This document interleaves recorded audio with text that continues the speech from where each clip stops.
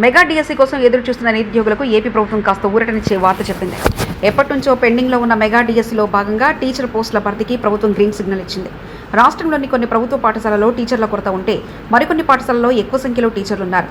ఈ సమస్యను పరిష్కరించేందుకు రాష్ట్ర ప్రభుత్వం కీలక నిర్ణయాలు తీసుకుంటుంది. మెగా డిఎస్సిలో భాగంగా 13,192 పోస్టులతో పాటు జిల్లాల వారీగా ఉపాధ్యాయుల పునర్విభజన రీఅపోర్షన్మెంట్ చేస్తూ నిర్ణయం తీసుకుంది. 4,706 స్కూల్ అసిస్టెంట్ పోస్టులను మోడల్ ప్రాథమిక పాఠశాలల హెడ్ మాస్టర్లు, స్కూల్ అసిస్టెంట్ పోస్టులుగా మార్పులు చేశారు. దీనివల్ల మోడల్ స్కూళ్లలో ప్రధానోపాధ్యాయుల కొరత తీరనుందని ప్రభుత్వం చెబుతుంది. మిగిలిన 2,754 స్కూల్ అసిస్టెంట్లు, సెకండరీ గ్రేడ్ టీచర్, ఎస్టీజీ పోస్టులకు క్లస్టర్ స్థాయిలో ఉంచారు.